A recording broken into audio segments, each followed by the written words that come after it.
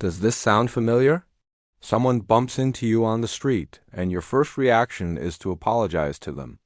Or in a meeting, you volunteer for that awful task nobody wants, just to avoid an awkward silence.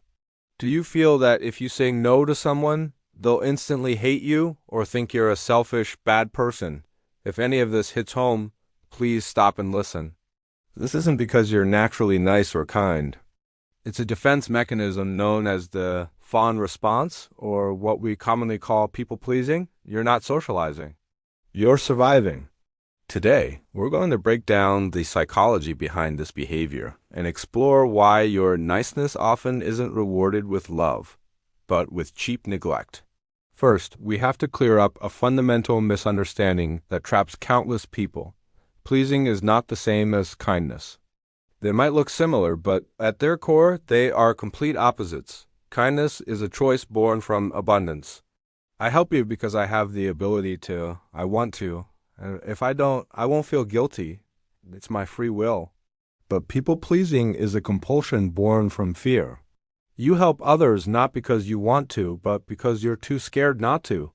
You're afraid of the conflict that follows rejection, afraid of their disappointment, afraid of that cold feeling of being isolated. Psychologists have a brilliant summary for this. If you don't have the power to say no, then your yes has no value. For a people pleaser, your niceness is cheap. It's not a gift. It's camouflage. You turn yourself into a sticky note that anyone can peel off, use, and then toss away.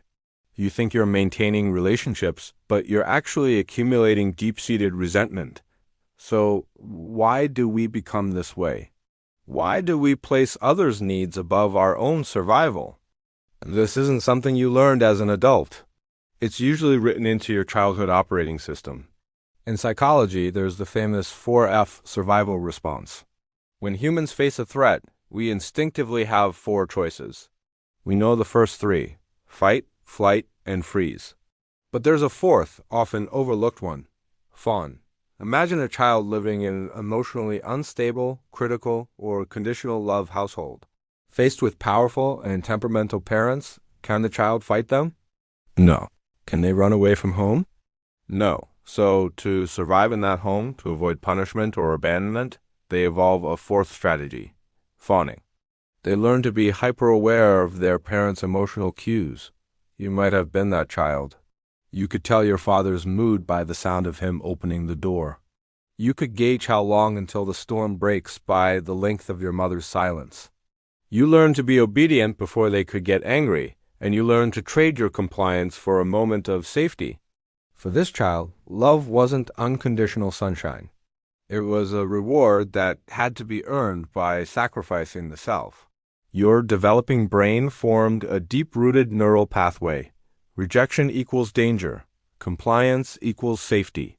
So now, even though you're an adult and you're safe when a coworker makes an unreasonable request, your rational mind tells you to say no, but your emotional brain is screaming, "Don't refuse, you'll be abandoned."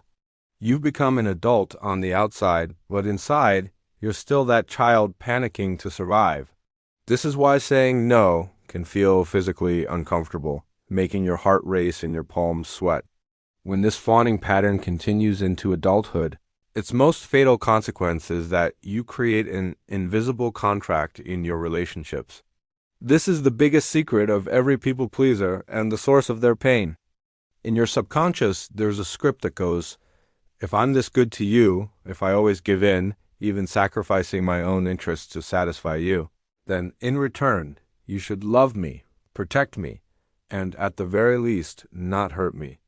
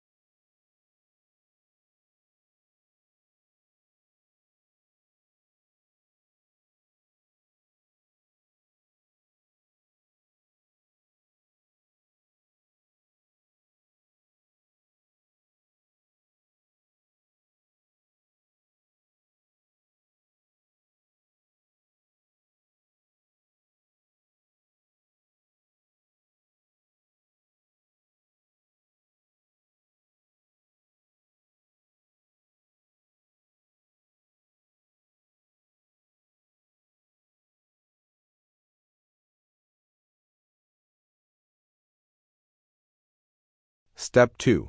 Practice micro-rejections. Don't start by refusing your big boss.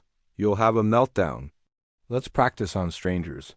For example, when you're buying coffee and the barista asks if you want to upgrade, just say, "No, thank you." When you get a sales call, just hang up without saying sorry. When a friend asks what everyone wants to eat, instead of saying, "I'm easy," try saying, "I'm really in the mood for Thai food today." The first time you make these rejections, you will feel a strong sense of guilt. You'll feel selfish and rude. Please remember, this isn't because you did something wrong. It's just your people-pleasing addiction going through withdrawal.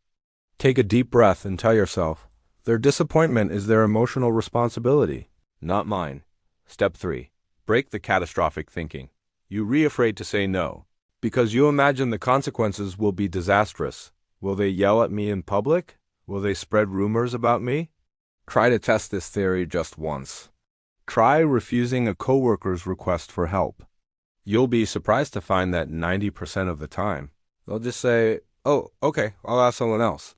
The sky didn't fall, the world didn't end, and you didn't get fired. You simply set a boundary, and they accepted it. These small, successful rejection experiences will slowly rewrite the faulty code in your brain that says rejection equals death. Finally, to all my friends who are used to sacrificing themselves, I want to say this. You don't need to set yourself on fire to keep others warm. That kind of light is too blinding and too brief. Real relationships are built on mutual respect, not one-sided surrender. You need to understand that being liked is a bonus, but being respected is a right. If you keep bowing to the world will never see your face. Stand up straight. Your world will become so much wider. If you're ready to take this step, type "I'm done pleasing" in the comments below. It's the best promise you can make to yourself. Don't forget to subscribe, and I'll see you next time.